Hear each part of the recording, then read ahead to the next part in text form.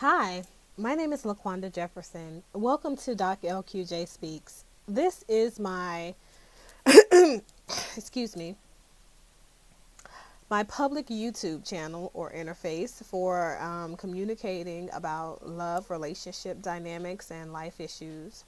Um, my wonderful opinion on such.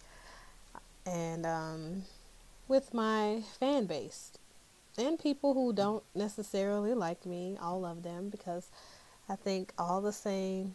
Information is information, enlightenment is enlightenment, and elevation is elevation. I thrive on knowledge and education. I love books, I like to read, and all of that great stuff. So, jumping into the topic for this particular discussion, as everyone knows, I'm a member of LinkedIn. I believe that social networking on a professional level is extremely important to everyone's profession. Um, the one thing, though, that really irks me is that a lot of people use LinkedIn for um, outside of professional social networking. Okay. Now, social means to be involved with others. That's what it means, definitively speaking. Networking means that you're changing and exchanging information, keeping your information current and exchanging information and receiving other people's information that pertains to one particular thing. So the professional network is supposed to be exchanging professional ideas, professional resources, and contact information, right? Or so we think. This is supposed to enable us to be able to build ourselves, brand ourselves, and essentially become more connected with resources that are far in distance and wide and few and far in between. And we could even potentially change careers on LinkedIn. So, recently, there was a post on LinkedIn, and I would have screenshotted it and put it on here, but I do not have the poster's permission to do such. So instead, I'll give you guys an excerpt of pretty much what that looks like. Or maybe I'll go back and I'll crop out the name and all of that information and just post the content so that you guys can have a look at it. The initial post was something to the effect of, ladies, if you have your phone number listed on your LinkedIn profile, then remove it immediately. Because the poster, had some conversation with another female who had an issue with a person that was on her LinkedIn who saw her phone number and called her job and, proceeded to say things or have a discussion of an unprofessional nature. Of course, we know that there were a lot of people co-signing with the idea of, oh yes, women, remove your information. Oh, women, do remove your phone numbers. Personally, I had to agree with, you know, that's my son in the background. But I had to agree with one of the commenters on that particular post. And it was a male.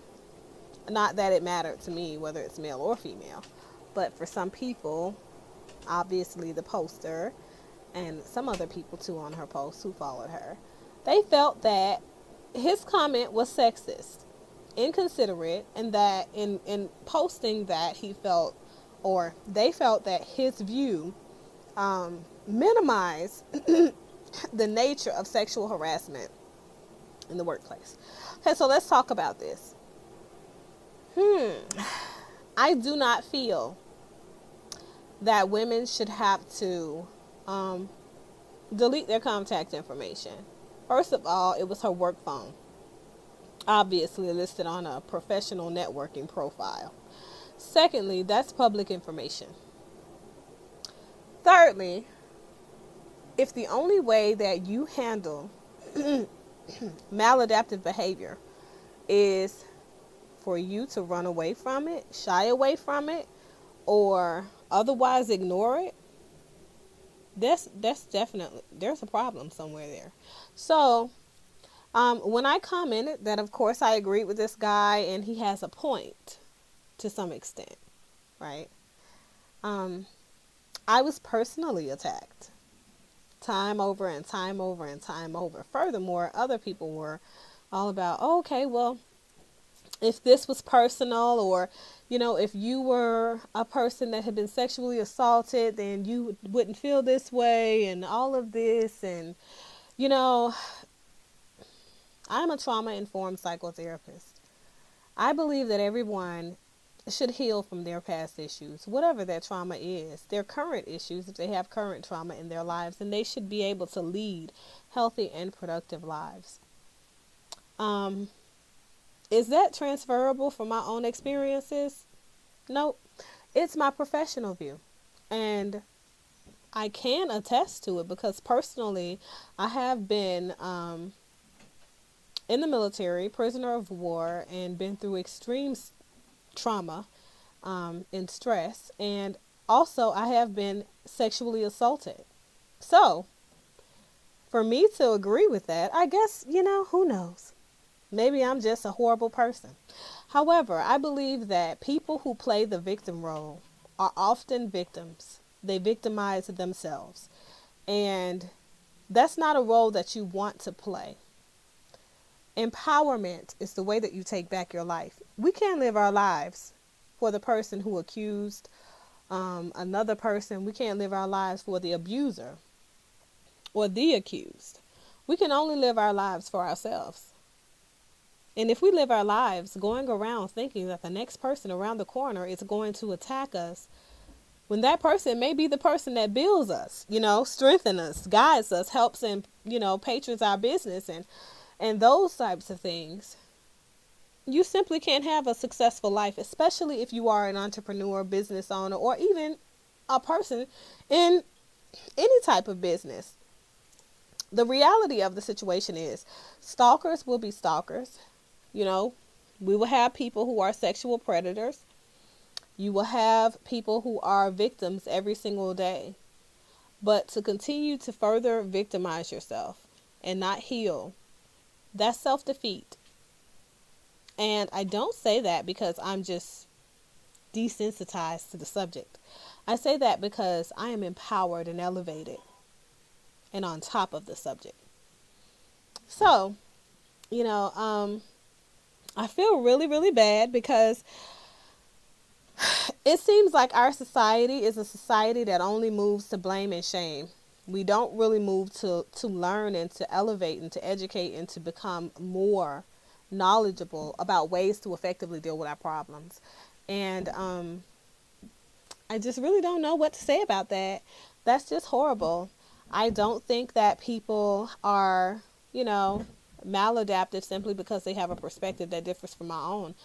I welcome large debates on this issue. And if you are a person that feels like you want to weigh in on the comment on this particular video, you want to share your feedback, please do so.